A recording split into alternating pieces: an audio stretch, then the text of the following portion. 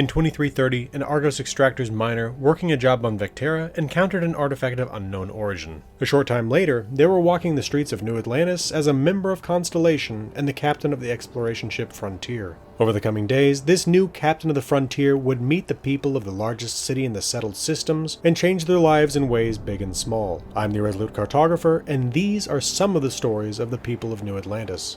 Before we get started, I want to quickly note that there will be no spoilers for the main story here, and though elements of the UC Vanguard mission line will be referenced, I will not cover those missions. I will also not be covering the members of Constellation, nor the lodge in which they reside. This is an exploration of the city of New Atlantis, the buildings and people of the city, and a complete guide to all the side missions that can be found there. There are 2 missions that require parts of the main story chain to have been completed, and 2 missions that require parts of the UC Vanguard line to have been completed, but as they are side missions that continue pre-existing chains of side missions, I'll include them here, and note the prerequisites on the screen. With that said, let's get started. New Atlantis lies on Jemison, the 3rd planet from Alpha Centauri A. Also known as Rigel Kentaurus, Starfield refers to the star simply as Alpha Centauri, so for clarity's sake I will too. The closest star system to our own at approximately 4.37 light-years away, the Alpha Centauri system has long been a target for potential extrasolar exploration. I've got more to say about the real system, but I'll save that for the notes. In the Starfield universe, Alpha Centauri was the first star system visited by humanity after our own. Following the invention of the grav drive, explorers reached Alpha Centauri in 2156. Here, they found that the 2nd and 3rd planets from the star were habitable. They named the 2nd planet Gagarin in honor of Yuri Gagarin, the first human in space, and the 3rd planet Jemison in honor of Mae Jemison, a space shuttle astronaut and the first black woman in space. Though both Gagarin and Jemison are habitable, Jemison is the more habitable, and thus the more enticing target for settlement. In 2160, the United Colonies colony ship Galileo landed on Jemison. Here it was disassembled and its materials used to start construction of the city of New Atlantis. The UC had been organized just the year prior, following the discovery that Earth would be uninhabitable sometime around the turn of the century. In 2161, New Atlantis became the capital of the UC, effectively serving as the refugee camp for humanity. For the next 6 years, the growing settlement served as the governing center for all of humanity. In 2167, Solomon Coe took advantage of the UC's 2161 Centaurus Proclamation to found independent Aquila City in the Cheyenne system. 22 years later, in 2189, the Freestar Collective was organized, and once again, the governance of humanity was divided. Though humanity began to split into factions again after this brief period of unity, New Atlantis remains the largest and one of the most important cities in human civilization. The land around New Atlantis is peppered with automated farms and industrial sites. The city itself, centered around the mast tower, is the cosmopolitan heart of the United Colonies. New Atlantis is separated into 5 different sectors: commercial, embassy, residential, spaceport, and the well. The commercial district is home to a Brew coffee location, the Settled Systems News Network building, the Valberg building, Whetstone, Enhance, Infinity Ltd, Outland, UC Distribution, and the headquarters of Galbank. The Embassy District is home to the House Faroon Embassy, a Sanctum Universum, the Freestar Collective Embassy, Aphelion Realty, the Colony War Memorial, the Armistice Archives, the Arboretum, and the Lodge of the Exploration Society Constellation. The Residential District is home to EIT Clothiers, Reliant Medical, CJ's, Athena Tower, Apollo Tower, Mercury Tower, Centaurian Arsenal, Chunks, Dawn's Roost, Orion Tower, and Pioneer Tower. These 3 districts sit at the top of the city and wrap around the western, northern, and eastern sides of the mast tower. Between this upper level and the spaceport below, there lies a walkway positioned to take advantage of the beautiful view of the waterfalls coming down from above. The water falling from the upper lake to the lower lake provides a lot of the power used by the city. The spaceport level is home to the port itself, the Viewport Bar, Jemison Mercantile, a Brew coffee location, and UC Security. These first 4 parts of the city are connected by a metro system, the New Atlantis Transit, or NAT. Lastly, we come to the lowest and oldest part of New Atlantis, the Well. The Well is home to a security office, UC Surplus, Kay's House, a House of the Enlightened, Apex Electronics, the Trade Authority, Medbay, and Jake's Bar. Though there are many possible reasons that the captain of the Frontier might have come to New Atlantis, for the purposes of this video, the captain had completed the delivery of the artifact from Vectera and was curious about life in New Atlantis. We will now follow the story of the captain as they left Constellation's Lodge to explore the city. The captain found themselves in the Arboretum of the Embassy District, where they were immediately pestered by a woman in a Trackers Alliance spacesuit. A member of the Guild of Bounty Hunters, this tracker asked the captain to travel to Aquila City to meet their leader. Though the captain had other things on their mind, they agreed to her proposal as they sensed she would simply continue to harass them every time they passed unless they did. With that distraction out of the way, the captain walked into the verdant gardens that lay in the Embassy District's northeast. Soon, their stroll brought them under the trunk of an enormous, ancient-looking tree that bent over the path. At the base of the tree stood a worried-looking man wearing a uniform that placed him as a scientist. When the captain asked him what he was up to, the scientist was frustrated by the distraction. Regardless, too busy to introduce himself as Kelton Fresh, a member of the massed science team, he took the time to inform the captain about his study of the tree. He was concerned there was something wrong with the tree, and asked for their assistance if they could spare some time. Specifically, he needed additional data from sensors spread across the upper level of the city. Given his general dislike for people, Fresh was pleasantly surprised when the captain agreed to help collect the data sensors.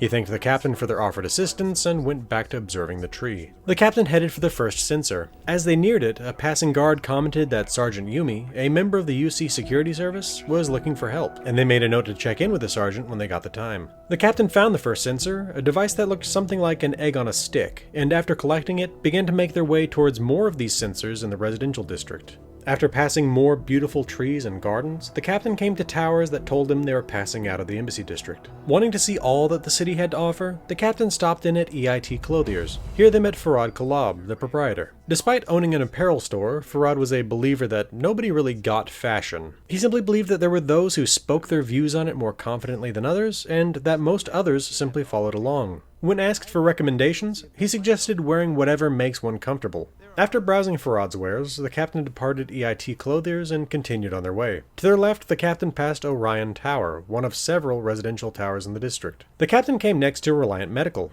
Passing through the lobby, they entered the office and met one of the attending physicians, Dr. Alexei Lebedev. Dr. Lebedev was proud to work for Reliant Medical, the largest medical provider in the settled systems that had an extensive supply network that provided every necessary medication to their locations. Along with this, he liked being a doctor in New Atlantis, as there were a lot of people, thus a lot of patients, and a variety of conditions to treat. Though not in need of immediate medical treatment, the captain browsed Dr. Lebedev's supply of medical products before heading out. After leaving the medical office, the captain came upon and collected the second of Kelton Fresh's sensors. Returning to their tour of the residential district, the captain made their way to CJ's. Within this mini-mart, the captain met the man for whom the shop was named, the proprietor, Curtis Julian. Curtis loved living in New Atlantis. After visiting as a child, he had known that he would come back and make his mark on the city. His business was steady, which suited him just fine. After browsing CJ's goods, the captain left the shop and was soon passing the Athena and Apollo towers. Their path then brought them to Centaurian Arsenal. Interested in seeing what New Atlantis' premier arms dealer had on hand, the captain headed inside and met Anya Griffin. Anya believed that a firearm was the best option for self-defense, was quite knowledgeable on the topic,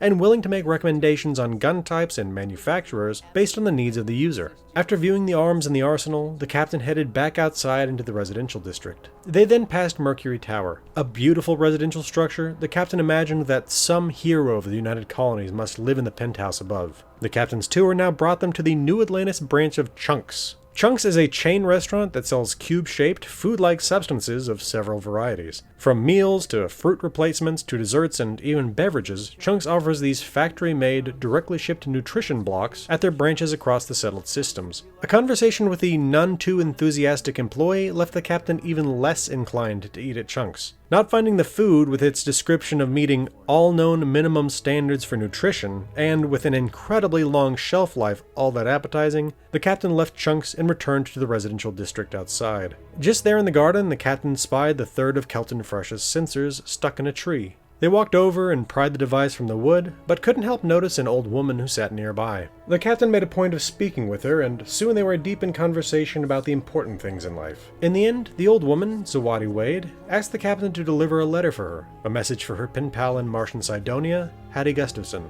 The captain agreed to bring her letter to her pen pal, but as they wanted to at least complete their tour of the residential district first, the captain put Miss Wade's letter aside for the moment. Soon they arrived at Pioneer Tower. In looking up at the structure, the captain thought how if their parents were still around, this would be the perfect place for them to live. Heck, they'd even have been willing to support them living there at a rate of 500 credits a week, but that was, of course, only if they still had their parents around. Attached to the lobby of the Pioneer Tower was the restaurant Dawn's Roost. Behind the counter, the captain met Royce Elgin. Royce acknowledged that his restaurant was pricey, but believed that it was well justified, as everything in the restaurant, from the furniture to the food, was the highest quality. After purchasing their signature meal at Jimison Wellington, the captain headed towards the terrace to take in the view as they dined. Just as they passed, a man seated alone by the door made a strange noise. Assuming it was a sneeze, the captain stopped to wish him his health. The man, Markeith Sutherland, told the captain it hadn't been a sneeze but a sound of disgust. Though Mr. Sutherland was complimentary of the restaurant's food, he didn't think much of Dawn's Roost's coffee. From his haughty attitude, the captain assumed that he was likely a man of taste, and thus they asked him where the best coffee in the settled systems could be found. He told the captain that it was in the Freestar Collective. Although the captain admired the rugged and hard-working people of the Freestar Collective, it was hard to believe that they had the best coffee in the settled systems.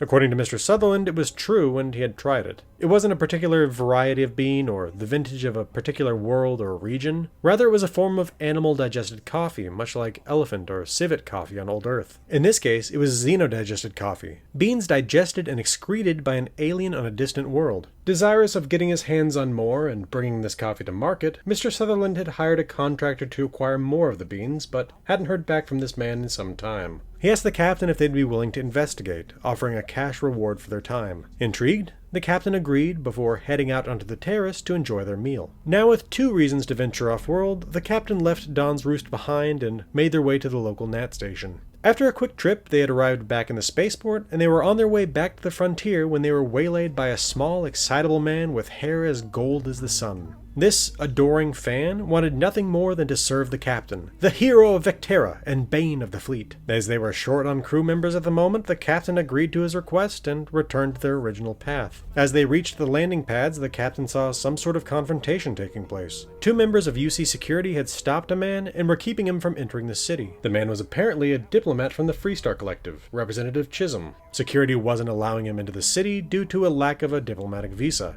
Representative Chisholm was attempting to remind them that these documents hadn't been required since the end of the Colony War 19 years prior, but the security staff was enjoying their power trip a bit too much. With the immediate confrontation concluded, the captain spoke with the diplomat. Though they were heading out for the moment, the captain offered to check in with the Freestar Embassy to provide some support when they returned. With that, the captain boarded the Frontier and blasted into orbit above Jimison. The captain decided to take on the more dangerous errand first and headed out to collect Mr. Sutherland's xeno-digested coffee beans. Though this trip brought the captain to the second planet of the Celebri system in this case, they felt they could have been brought to any number of life-bearing worlds within the settled system, such as Feynman 3 or Copernicus 2. Though the half-dozen grab jumps it took to get there left the captain feeling quite out of their depth, they soon found the coffee bean-devouring beast. Fortunately, they received some assistance in bringing the alien down. Unfortunately, that aid came from deadly and hostile ecliptic mercenaries. After realizing that a gunfight with their meager arms against these battle-hardened troops was futile, the captain dashed in, grabbing the contents of the alien's digestive tract, and sprinted back to their ship.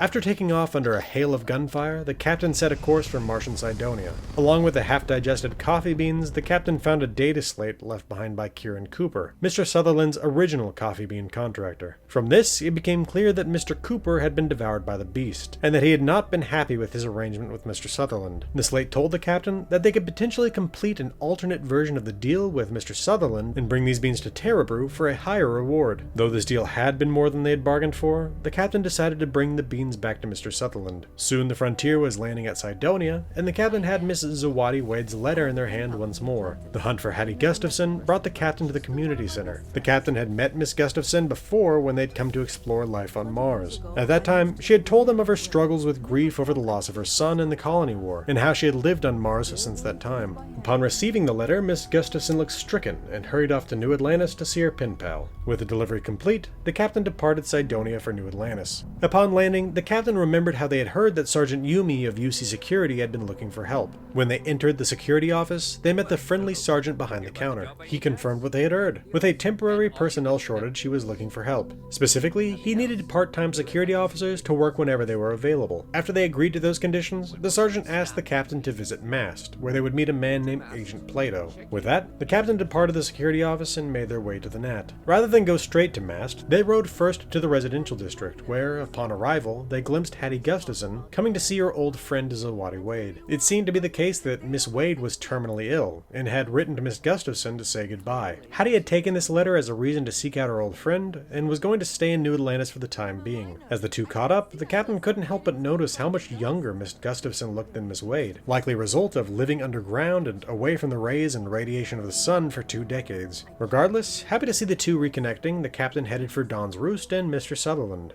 They found him sitting at his table near the door. Upon delivery of the beans, Mr. Sutherland paid the captain their fee and went back to his meal. With that complete, the captain felt it was surely time to finish the work they had started for Kelton Frush. Following another trip via the Nat, the captain arrived in the commercial district. Knowing that the sensor should be on the terrace above the station, the captain climbed a nearby sloping ramp to the next level. Here, adjacent to the Settled Systems News Network headquarters, the captain did not find the sensor they sought. Instead, they were confronted by a young man named Jordan Anchali, who was searching for what he called eggs. The captain soon realized that Jordan had unknowingly taken the sensor and sold it to UC Distribution, a nearby shop. Though mildly annoyed by this inconvenience, the captain at least knew where to find the missing sensor. Taking advantage of their proximity to the site, the captain entered the SSNN building and took a look around. SSNN, the Settled Systems News Network, is an independent organization that reports news across the settled systems. Here, the captain saw David Barron, the voice of SSNN. Nearby, the captain met Nadia Mufaz, a journalist with little love for David Barron. Though she seemed to hate him, it soon became clear that she respected Mr. Barron, but hated going unacknowledged for all the work she did to write the stories he read. Questioned as to if they had any news to share, the captain detailed their exploits fighting Crimson Fleet pirates on Vectera, and since that going forward, there might be 5 more stories she could have been interested in. For the moment, Miss Mufaz was looking for help interviewing sources in the well.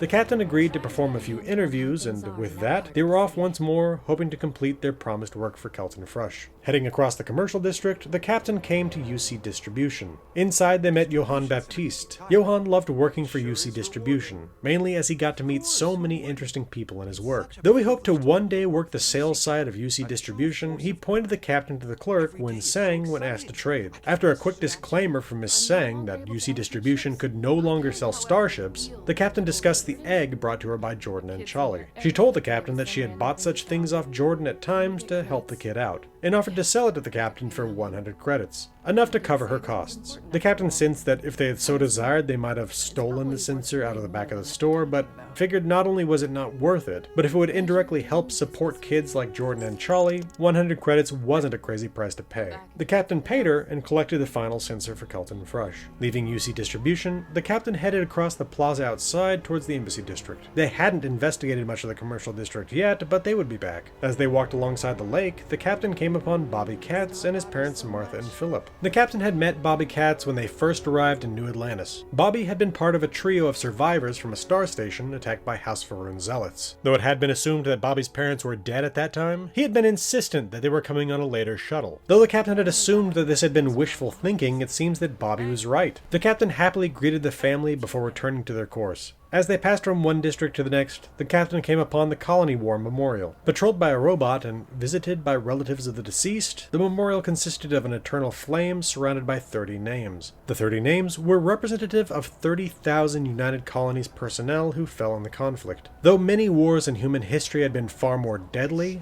the Colony War, waged from 2308 to 2311, was the most destructive. Fought between the United Colonies and the Freestar Collective at the height of human spacefaring technology, an entire planet was laid to waste. When the United Colonies lost the war, a conflict they blamed the Freestar Collective for starting, they built this memorial to their dead in sightline of the Freestar Embassy. Moving on from the monument, the captain finally came upon Kelton Frush. The scientists thanked the captain for the data contained within the sensors. He compiled the collected data and saw that he was right. There was something wrong with the tree. Though Mr. Frush would need the captain's help again before too long, for the moment they could move on to explore more of New Atlantis.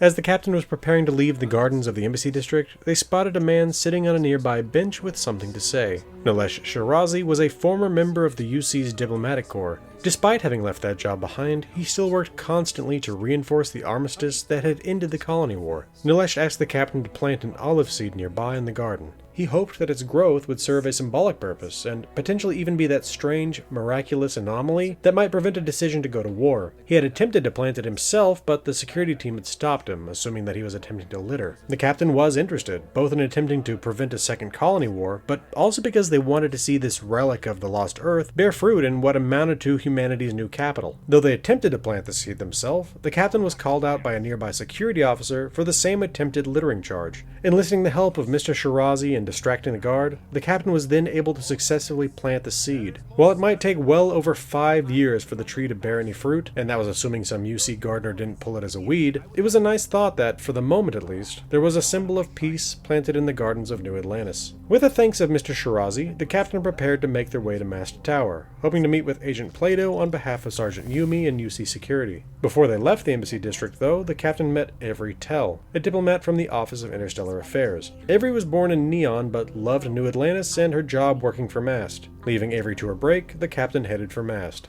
Alright, that's the end of part 1. This was originally one 1 hour 24-minute long video, but I couldn't get it to process like that. It crashed 16 times while I tried to process it as a whole video. I couldn't get it to process in halves nor in thirds, so I made it into fourths. That being said, thank you to you all for watching. I'll see you in part 2.